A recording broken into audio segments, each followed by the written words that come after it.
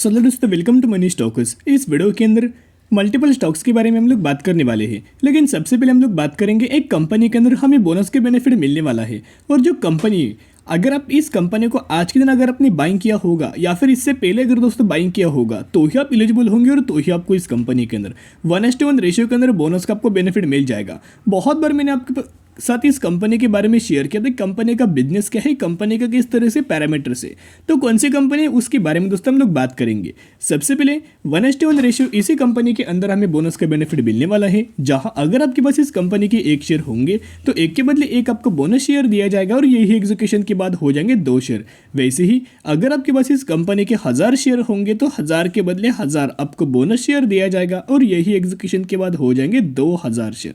तो इसी रेशियो के अंदर इसी कंपनी के अंदर आपको बोनस का दोस्तों बेनिफिट मिलने वाला है, जिसके अगर आप एक्स डेट देखोगे तो हमें 21 दिसंबर इसकी हुई एक्स डेट। तो जो भी लोग इस कंपनी को 20 दिसंबर या फिर इससे पहले बाइंग करेंगे तो ही आप एलिजिबल होंगे और तो ही आपको इस कंपनी के अंदर बोनस के बेनिफिट मिल जाएगा। जो भी लोग इस कंपनी को कल के दिन बाइंग करेंगे वो बिल्कुल भी एलिजिबल नहीं होंगे और उनको बिल्कुल भी हमें बोनस के बेनिफिट नहीं मिलने वाला। तो बेसिकली हम लोग कौन सी कंपनी के बारे में बात कर, जिसका अगर आप प्राइसिंग देखोगे 2600 अप्रॉक्सीमेटली हमें प्राइस के ऊपर कंपनी ट्रेड कर रही है।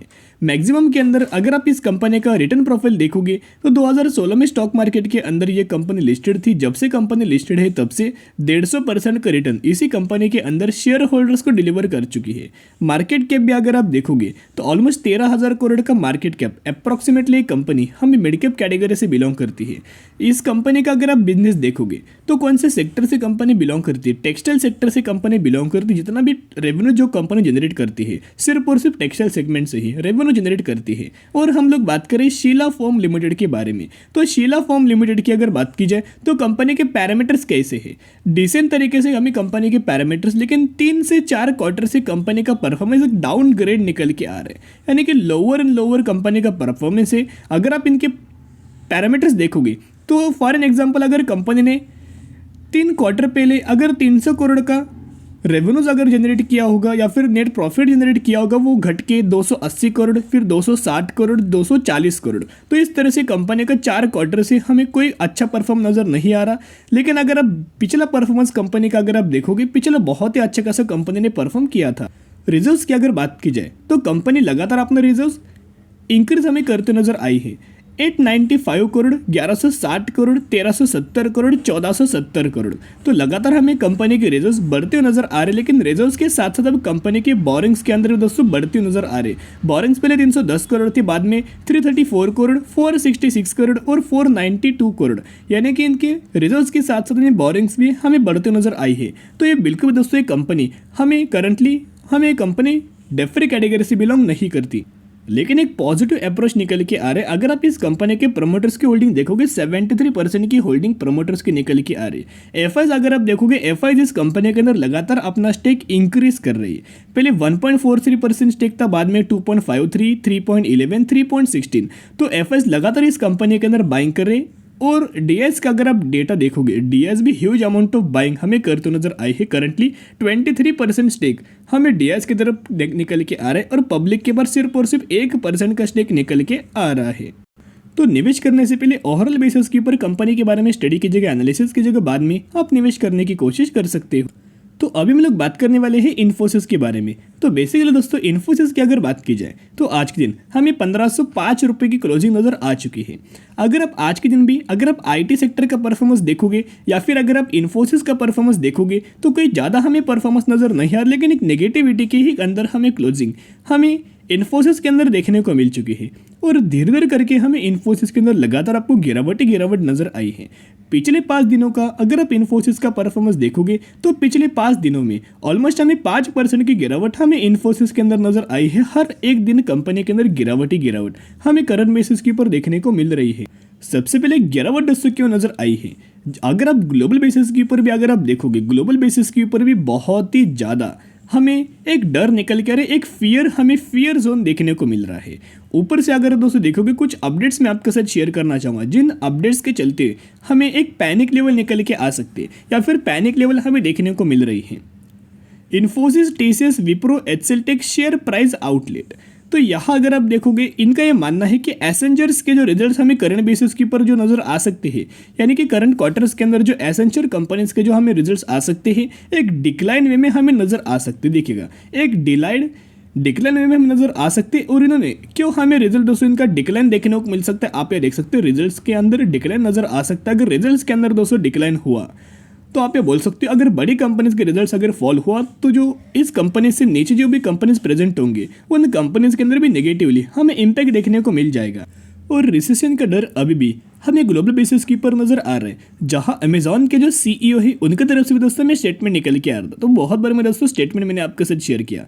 और जो बड़ी बड़ी कंपनीज है सिचुएटेड हमें अमेरिका के अंदर निकल के आ रही, यूएस के अंदर हमें देखने को मिल रही है, उन कंपनीज की भी बहुत ज़्यादा 95% जो सीईओ है रिसेशन से डर से उन्होंने स्टेटमेंट हमें देखने को मिला है। तो जिसके चलते दोस्तों अगर आप देखोगे अगर यूएस के अंदर हमें प्रॉब्लम्स होगी तो आपको पता होगा आईटी सेक्टर जो भी हमें इंडिया से आईटी सेक्टर बिलोंग करता है ऑलमोस्ट 80% का जो बिजनेस है उनका यूएस बेस चलता है। उनके जो क्लाइंट्स होते हैं यूएस बेस क्लाइंट्स होते हैं। Maximum amount of revenues US से वो कंपनीज हमें जनरेट करती है। विप्रो हो, इन्फोसिस हो या फिर टीसीएस हो, जो भी कंपनी होगी वो यूएस बेस बिजनेस करती है। जिसकी वजह से अगर आप देखोगे यूएस के अंदर अगर आपको प्रॉब्लम्स नजर आएंगे तो आईटी सेक्टर के अंदर इंडियन मार्केट के अंदर भी हमें गिरावट नजर आएगी। लेकिन कुछ ब्रोकर्स का एक अच्छा खासा पॉजिटिव रिव्यू निकल के आ रहा है। Strong margin performance for Indian IT industry, we continue to maintain our positive stand on the sector as we expect good demand over the medium term and strong margin recovery. यानी कि इनका यह मानना है कि अच्छे खासे बेसिस के ऊपर हमें आने वाले फ्यूचर में आपको डिमांड नजर आ सकते हैं। और अगर दोस्तों डिमांड हमें नजर आएगी तो रिकवरी भी मार्जिन के अंदर स्ट्रांगली हमें होती हुई देखने को मिल जाएगी। तो ऑलमोस्ट मैंने 3 से 4 दिनों पहले इन्फोसिस के रिगार्डिंग एक वीडियो मैंने आपके साथ शेयर किया था कि आपको इन्फोसिस के अंदर Q3 का रिजल्ट्स की जो डेट से वो कंपनी ने अनाउंसमेंट किया है।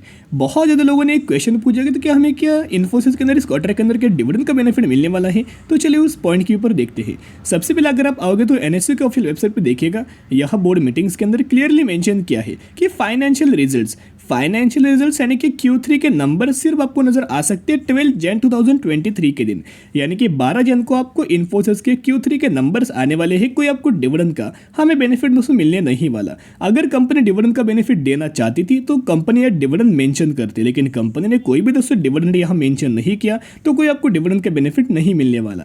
और इस गिरावट के अंदर अगर आप इन्फोसिस के अंदर बाइंग करना चाहते हो, बहुत ही शानदार तरीके से मौका है, तो धीरे धीरे करके बाय ऑन स्ट्रेटजी अप्लाई करना और लंबे समय के लिए होल्ड करना। ब्रोकर्स के जो टारगेट्स हमें निकल के आ रहे 1716 रुपए के टारगेट हमें ब्रोकर्स ने मेंशन किया है, एनालिस्ट लोगों ने मेंशन किया है। सो बाय ऑन स्ट्रेटजी अप्लाई करना और लंबे समय के लिए होल्ड करना। कोई ज़्यादा कंपनी के अंदर गिरावट देखने को नहीं मिलने वाली। अगर गिरावट भी देखने को मिले तो एक पॉजिटिव वे में जाइएगा, पॉजिटिव अप्रोच लेना और लंबे समय के लिए कंपनी को होल्ड कीजिएगा। और लास्ट हम लोग बात करने वाले हैं आरवीएनएल के बारे में। करंटली अगर आप देखोगे तो आज के दिन भी हमें आरवीएनएल के अंदर 5% का अपर सर्किट लग चुका है। सिर्फ तेजी ही नहीं बल्कि हमें 5% का अपर सर्किट हमें आरवीएनएल के अंदर देखने को मिला है।